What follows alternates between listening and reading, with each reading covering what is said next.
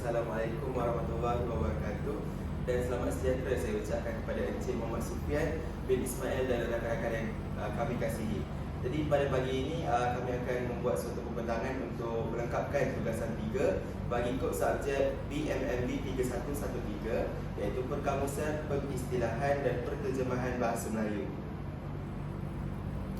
Baiklah, berikut merupakan ahli kumpulan dalam yang telah menyediakan pembentangan ini, yang terdiri daripada Bukari dan saya sendiri, Muhammad Faiz Iqmal bin Abdul Wahid.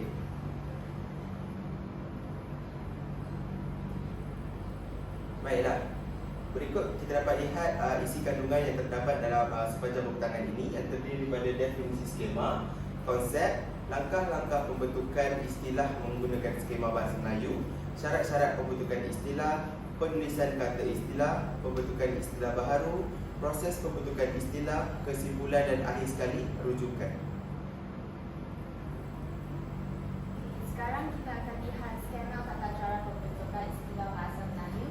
Jadi sedikit pengenalan tentang peristilahan. Menurut Samsul Aizwani Nawawi 2023, peristilahan merupakan satu usaha untuk membentuk perkataan baharu bagi menyampaikan konsep yang lebih kompleks dan ideal proses dan nama bagi sesuatu perkataan yang belum wujud dalam bahasa Melayu.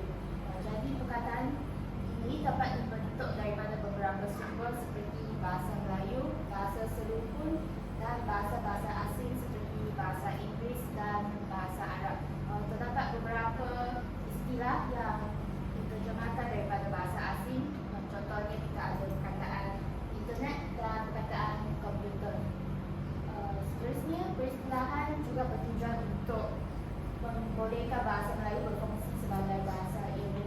Jadi bahasa Melayu ini dapat menyebarkan pengetahuan untuk masyarakat kita, dan bahasa Melayu ini dapat berfungsi dalam pelbagai bidang, contohnya dalam bidang perubatan ataupun bidang pendidikan.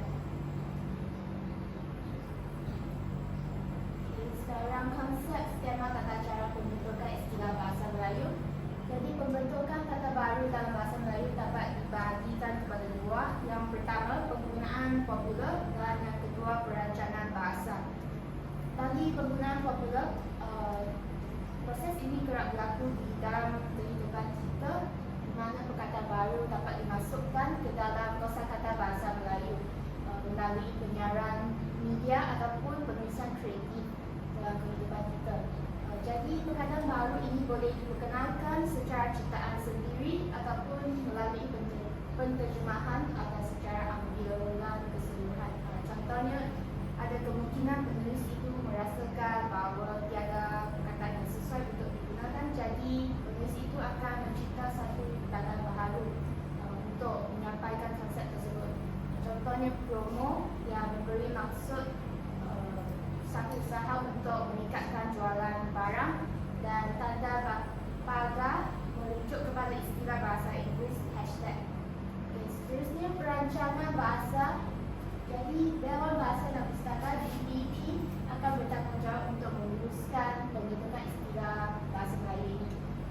Dan penciptaan perkataan adalah berbentuk istilah yang merujuk bidang-bidang ilmu dan kejayaan tertentu. Contohnya dalam bidang pendidikan, kita ada perkataan pendidikan inklusif, dan dalam bidang juruterang ataupun sains dan teknologi kita ada nanoteknologi. Seterusnya, terdapat 5 prosedur sebelum istilah itu diterbitkan. Ini adalah prosedur sebelum sesuatu istilah itu diterbitkan atau diguna pakai. Yang pertama, penggubalan. Yang kedua, pengesahan. Yang ketiga, penyelarasan. Keempat, pemanuskriptan. Dan kelima, penyebaran.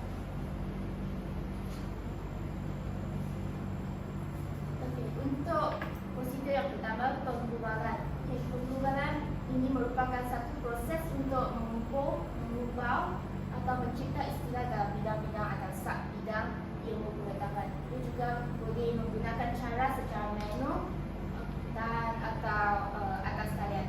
Secara manual, mungkin pengguna boleh membuat penyelidikan atau bekerjasama dengan pakar-pakar bahasa, atau secara atas talian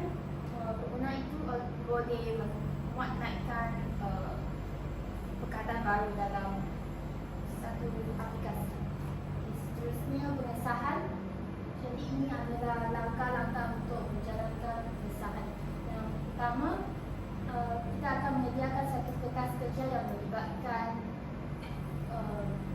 prakata, dan seterusnya DPP akan meluluskan kertas kerja tersebut. Yang ketiga, pegawai peristilahan mengklasifikasikan bidang dan sub-bidang berdasarkan keperluan istilah antara bangsa atau keperluan semasa.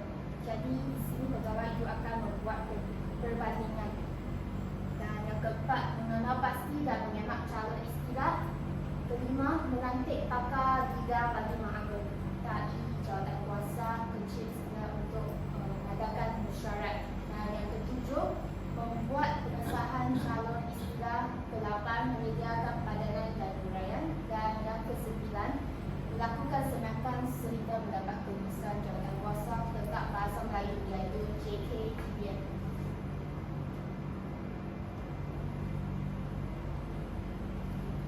Secara atas sekalian, langkah yang pertama, kita akan mengenal pasti kata itu untuk dianggap sebagai istilah. Kalau bukan istilah, kata umum, dia akan digugurkan. Jadi langkah yang kedua, mengenal pasti dan mengasingkan istilah khusus dan kata umum. Dan yang ketiga, pakar bidang bersetuju dan mengesahkan calon istilah tersebut.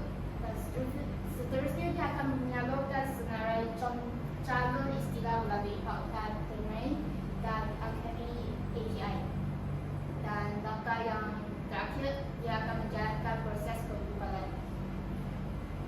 Selepas pembubalan dan pengesahan, kita ada satu langkah lagi, penyelarasan. Penyelarasan itu akan dilakukan apabila terdapat pencanggahan di antara bidang dalam penggunaan istilah yang sama. Proses ini dapat mengizinkan pembinaan dan pengembangan istilah bahasa Melayu di langkah yang keempat, pemanusiaan. Jadi langkah ini kita akan mencetak istilah baharu untuk disebarkan kepada masyarakat kita dan pengamal bidang untuk membuat satu penulisan. Langkah yang pertama, dia akan menyediakan manuskrip bersih, printing dan prakata, dan seterusnya dia akan menghantar isi kandungan tersebut ke bahagian pencetakan selepas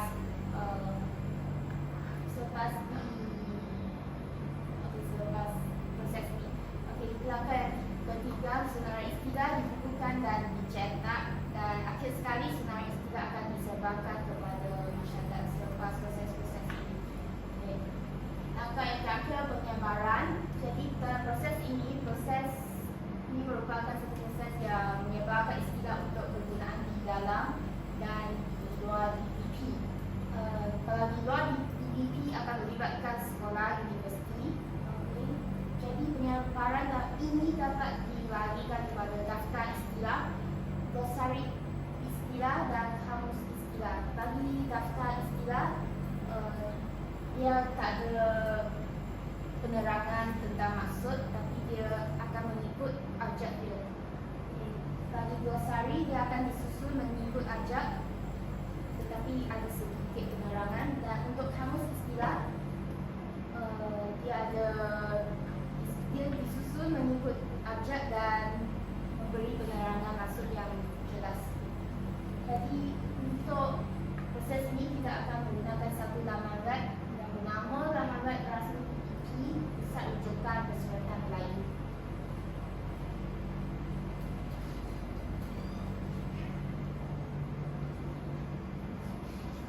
Baiklah, terima kasih saudara Rokhai atas pembukaan yang sangat menarik tadi. Jadi saya akan menyambung perangan kami pada hari ini dengan meneruskan perangan tentang langkah-langkah pembentukan istilah dengan menggunakan skema dalam bahasa Melayu.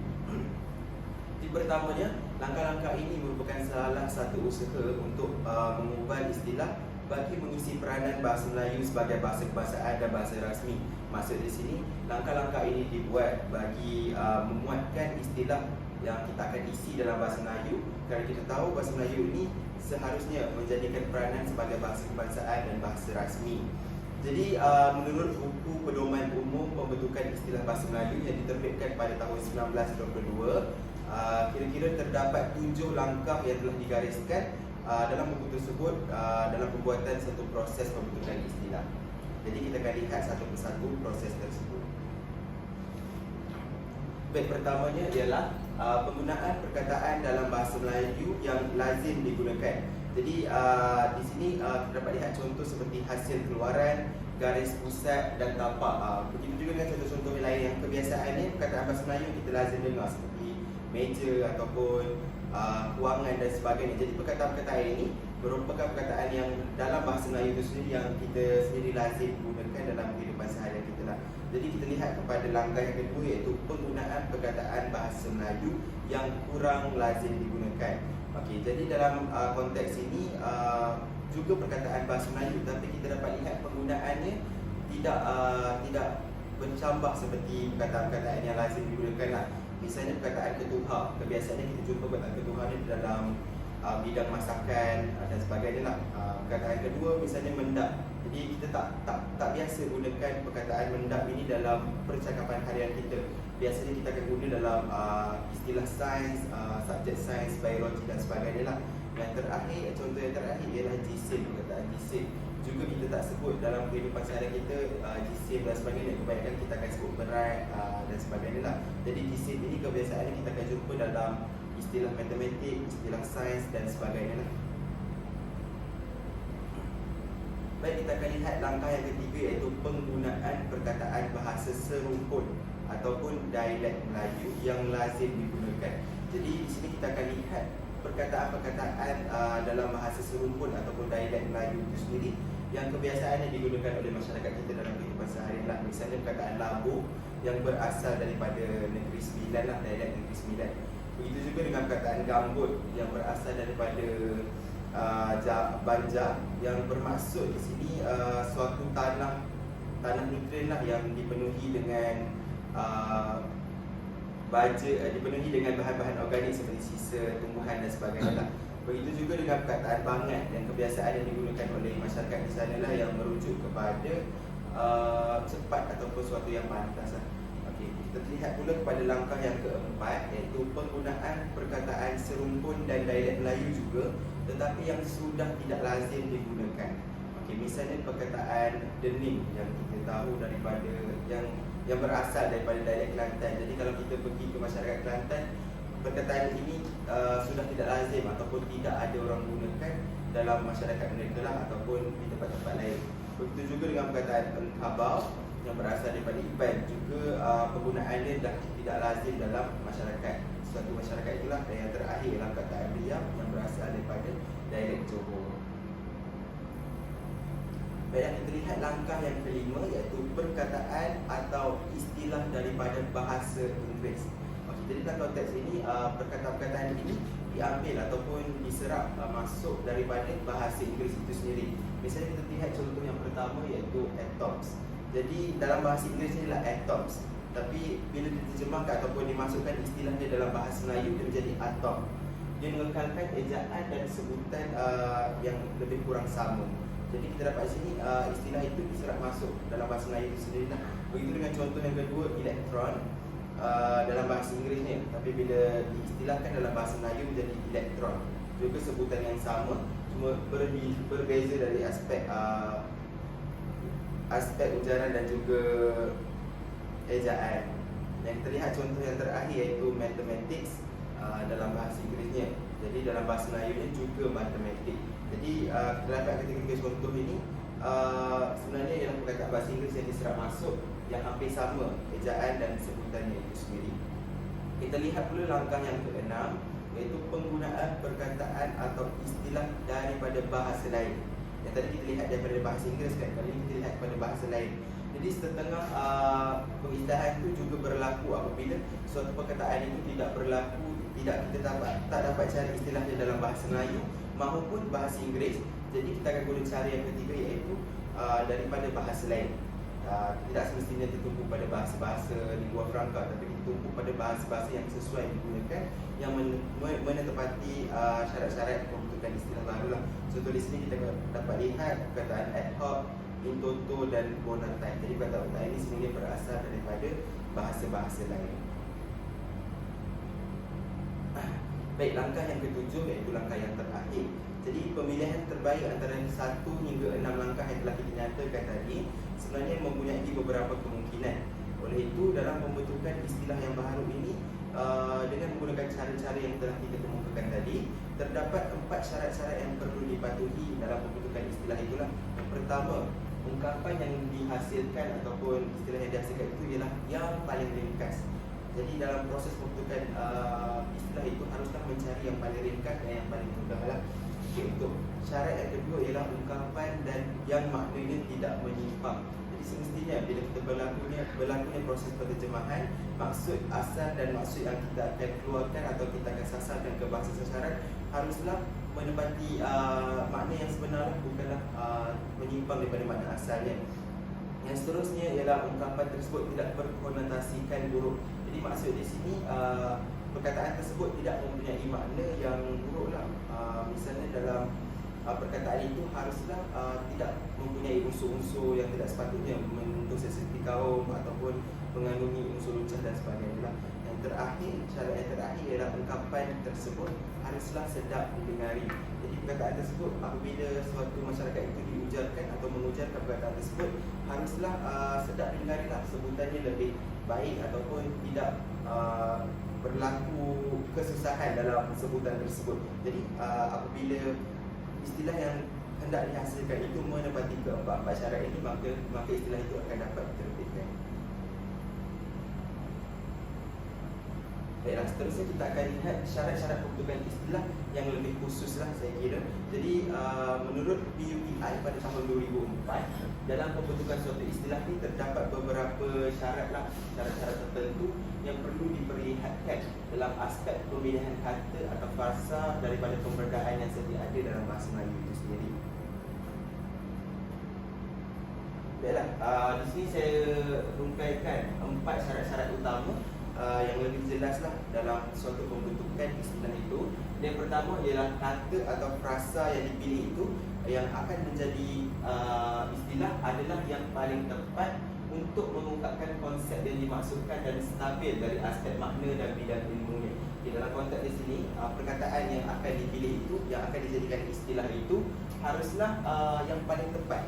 Maksudnya dalam banyak-banyak istilah yang dalam banyak-banyak perkataan yang akan diterbitkan mewakili istilah tersebut adalah dipilih yang paling tepat sekali supaya yang paling tepat itu maksudnya perkataan itu mampu untuk mengungkapkan konsep ataupun makna yang sebenar yang akan disampaikan bagi istilah yang tersebut, dan dia mempunyai kestabilan ataupun stabilan dari aspek makna dan bidang ilmunya.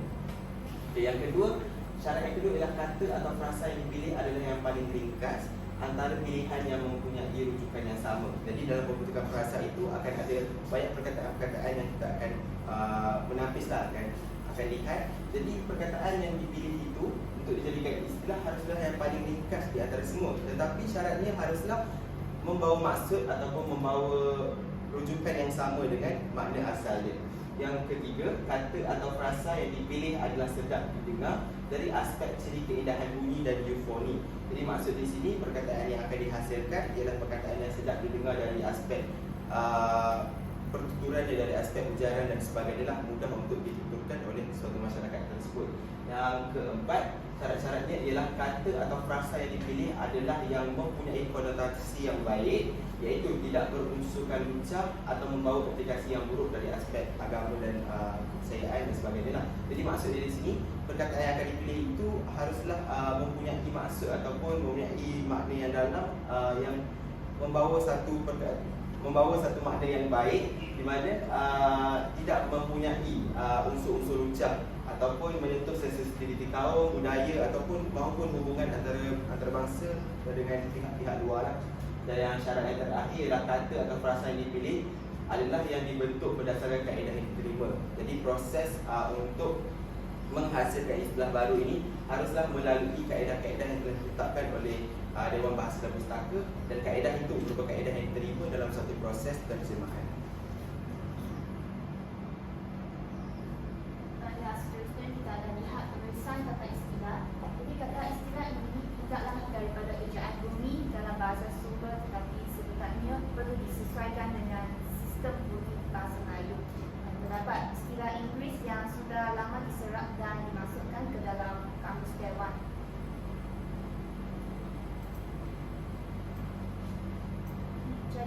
pertama, penyesuaian ejaan bagi kata-kata pinjaman Inggeris dan bahasa-bahasa Eropah yang lain yang ditulis dengan huruf Roman dibuat menurut peraturan-peraturan penyesuaian huruf.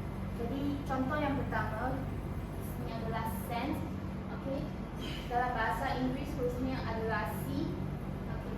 Kemudian bertukar kepada S jadi SEN. Contoh yang kedua high. Okay. Bahasa Inggeris dia adalah IE. Kemudian dia bertukar kepada AI. Dan contoh yang ketiga graph. Okay, graph. Okay. Bahasa Inggeris dia PH dan ditukarkan kepada bahasa Melayu F. Contoh yang keempat theory. Dalam bahasa Inggeris dia TH dan ditukarkan kepada bahasa Melayu T. Yang terakhir dynasty. Okay. Bahasa Inggeris dia Y dan ditukarkan kepada bahasa Melayu I.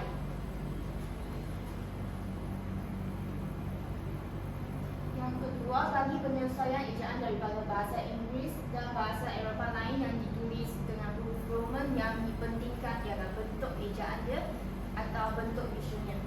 Okay, contoh yang pertama iaitu carbon dalam bahasa Inggeris, dalam bahasa Melayu dia adalah carbon. Jadi huruf C telah ditukarkan kepada K. Yang kedua, cartoon dalam bahasa Inggeris dan ditukarkan kepada bahasa Melayu cartoon. Seperti yang ditunjukkan di contoh yang pertama, huruf C ditukarkan kepada K. Dan yang terakhir, dialog. Okay.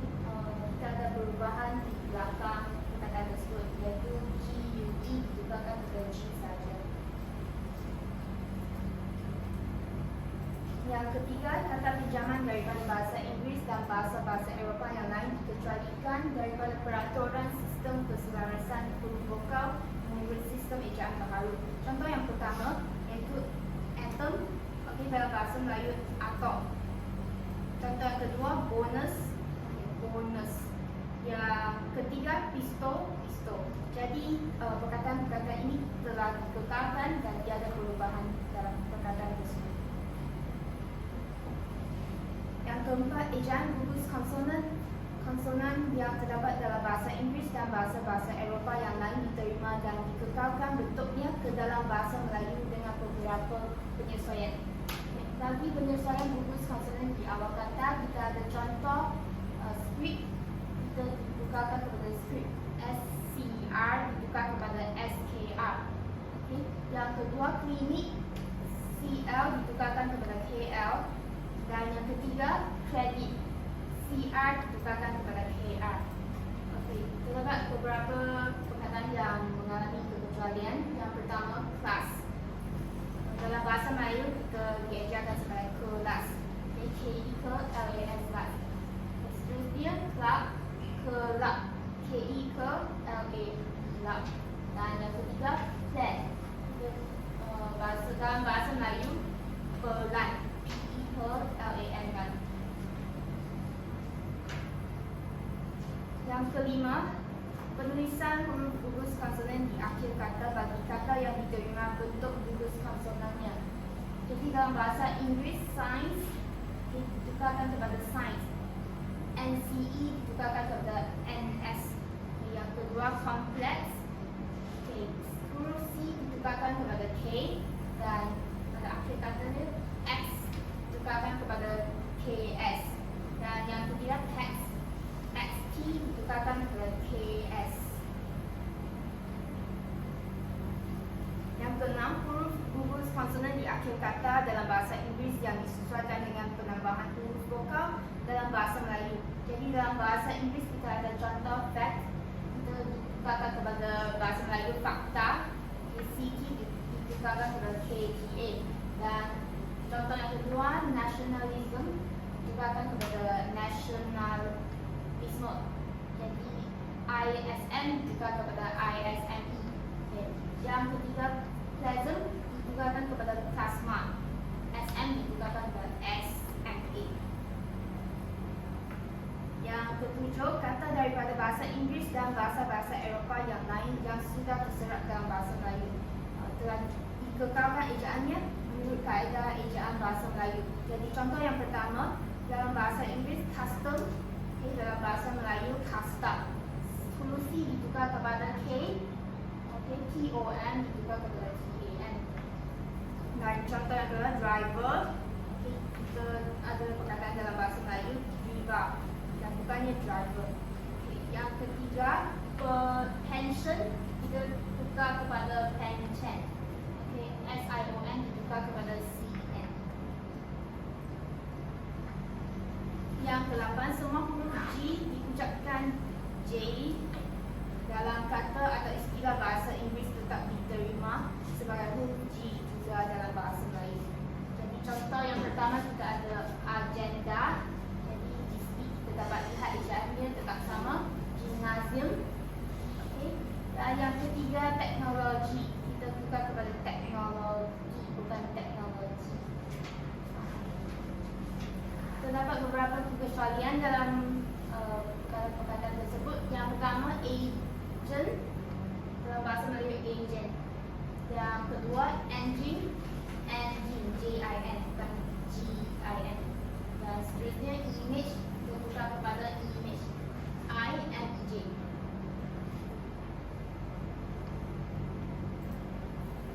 Jadi inilah pembentukan istilah baru. Terdapat beberapa pedoman pembentukan istilah baru. Yang pertama, pembentukan istilah baru hendaklah berdasarkan sikap dan pandangan yang progresif dan fleksibel bagi bahasa Melayu moden. Jadi penulis perlu membuat penyelidikan tentang perkataan-perkataan daripada negara lain supaya istilah itu dapat disampaikan. Dan yang kedua, istilah baharu hendaklah praktis sama ada dalam bidang ilmu atau masyarakat pemakai bahasa. Jadi perkataan yang baru dicipta perlu haruslah digunakan dalam bidang-bidang tertentu. Contohnya ada perubatan, pendidikan dan jurutera. Dan seterusnya, pembentukan istilah baharu dalam semua bidang ilmu atau formula hendaklah sentiasa diselaraskan dengan yang dibuat di Indonesia. Jadi istilah baru ini perlu sentiasa dikaji dan disemak supaya maksud atau konsep itu dapat disampaikan kepada masyarakat kita dan kita dapat menyampaikan maksud yang lebih tepat. Dan seterusnya, istilah baharu hendaklah memperlihatkan kekayaan pembendaharaan kata bahasa Melayu dan yang mempunyai sistem struktur menurut kudrat bahasa Melayu Indonesia. Dan yang kelima, istilah ilmu hendaklah seboleh-bolehnya memperlihatkan bentuk yang jelas dengan istilah asal atau istilah antarabangsa.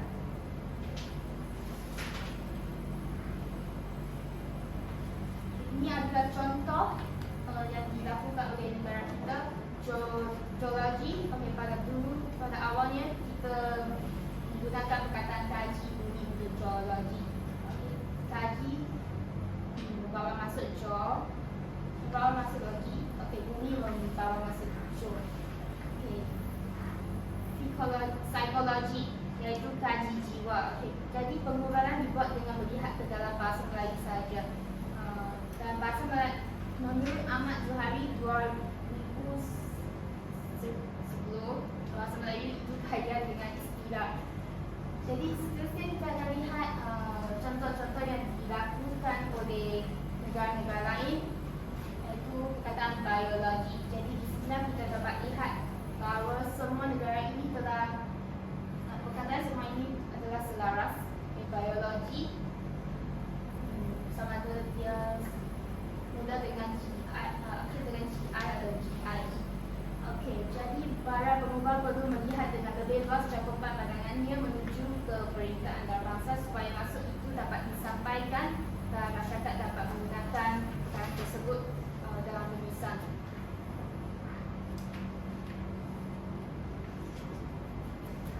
Baiklah, saya akan meneruskan pertanyaan ini dengan menerangkan proses pembentukan istilah.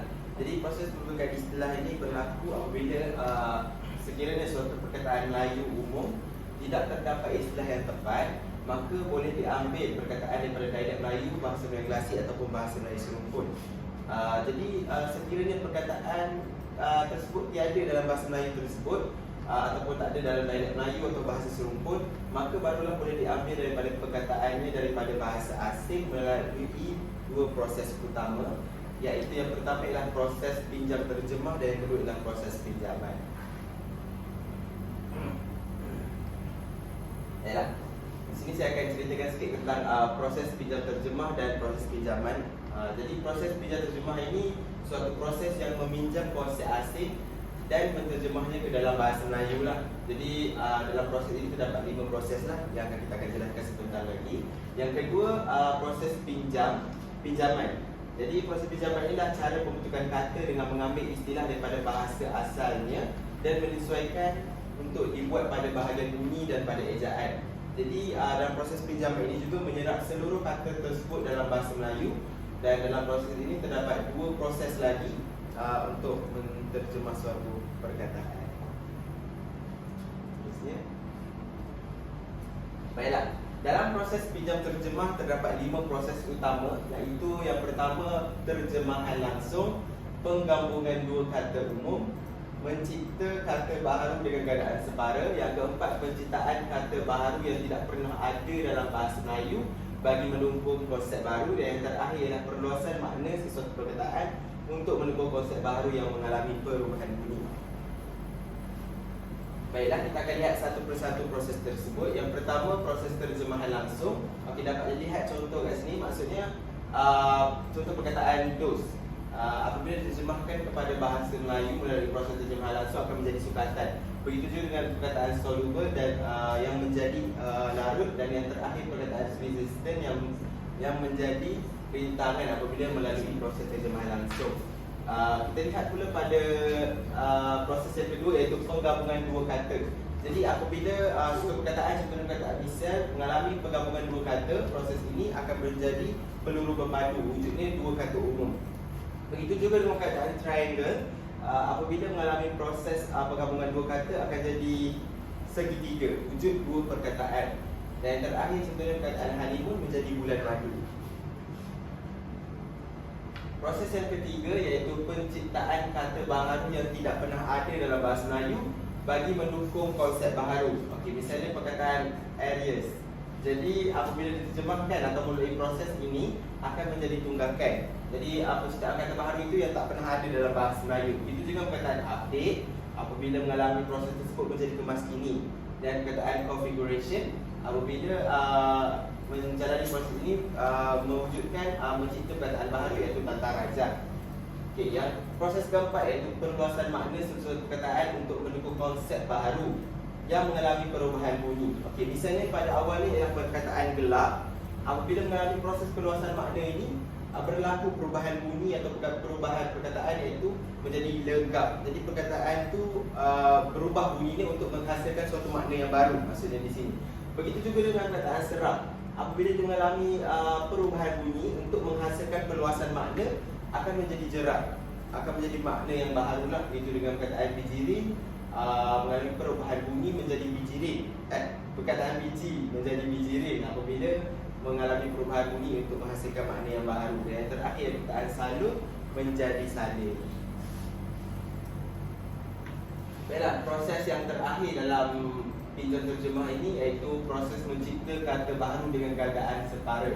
Jadi apabila perkataan-perkataan bahasa Inggeris ini mengalami proses mencipta kata baharu dengan gandaan separa akan menjadi suatu perkataan baru dengan gandaan separa. Misalnya perkataan liquid apabila mengalami proses tersebut menjadi cecair. Cecair ini merupakan salah satu perkataan kata ganda separa lah. Begitu juga dengan perkataan capillary menjadi rambut, radius menjadi jari, dan cochlear menjadi sesatah. Jadi perkataan-perkataan ini dalam bahasa Melayu kita dapat lihat merupakan kata ganda separa. Jadi seterusnya kita akan lihat proses pinjaman pula. Jadi proses pinjaman ini terbahagi kepada 2 sahaja, iaitu pengambilan dengan perubahan ataupun penyesuaian bunyi, ataupun pengambilan tanpa perubahan ejaan. Kita tengok proses yang pertama, iaitu pengambilan dengan perubahan atau penyesuaian ejaan. Jadi apabila satu perkataan itu diambil ataupun diterjemahkan, akan melalui proses ini akan berlaku perubahan ataupun penyesuaian dari aspek ejaannya. Misalnya perkataan structure, kita akan lihat menjadi perkataan struktur, tengok berlaku perubahan ejaan dari belakangnya, iaitu TURE menjadi TUR sahaja. Begitu juga dengan perkataan geografi. menjadi geografi juga dengan perubahan ejaan pada hujung. Y dengan jadi I saja. PHY jadi FI. Begitu juga dengan perkataan matematik juga bila melalui proses ini digugurkan perkataan huruf CS menjadi IK sahaja. Dan terakhir perkataan kinetik juga berubah dari aspek ejaannya C menjadi K. Tengok pula, kita lihat pula pada proses yang kedua, pengambilan tanpa perubahan bunyi. Jadi perkataan-perkataan ini diambil tanpa sebarang ejaan, tanpa sebarang perubahan ejaan dan perubahan bunyi lah. Misalnya perkataan magnet juga menjadi magnet, radio juga menjadi radio, bonus menjadi bonus dan export menjadi export. Dapat lihat semua itu tidak mengalami perubahan ejaan. Terus diserap masuk dalam bahasa Melayu. Seterusnya, baiklah, kita sudah sampai ke penghujung pembentangan kita pada hari ini. Jadi saya akan memberikan sedikit kesimpulan berkaitan dengan pembentangan yang telah kami hasilkan. Jadi secara ringkasnya, pengistilahan ini memainkan peranan penting dalam menjaga keintelektuan bahasa Melayu sebagai bahasa ilmu dan komunikasi standard. Jadi melalui penyediaan garis panduan yang telah disediakan oleh pihak DBP dan pihak-pihak berwajib, ini sebenarnya untuk memastikan pembentukan istilah itu dilakukan secara betul dan sistematik lah. Jadi di samping untuk mengekalkan kestabilan istilah, kecuali untuk meningkatkan kualiti bahasa Melayu lah secara umumnya. Jadi oleh yang demikian, pelbagai pihak berwajib ataupun pelbagai pihak haruslah memainkan peranan penting dalam mengekalkan peristilahan sehingga ke generasi yang akan datang, supaya pembentukan istilah ini dapat dilaksanakan sehingga ke generasi akan datang dengan cara yang betul dan sistematik. Dan jelaslah bahawa di sini penggunaan istilah yang betul dan tepat sangat penting untuk menjaga kedaulatan bahasa Melayu dan mampu untuk melahirkan murid yang bijak, bahasa yang bermutu. Seterusnya, jadi berikut merupakan rujukan-rujukan yang telah kami gunakan dalam menghasilkan pembentangan ini. Baiklah, itu sahaja daripada kami. Sekian, terima kasih.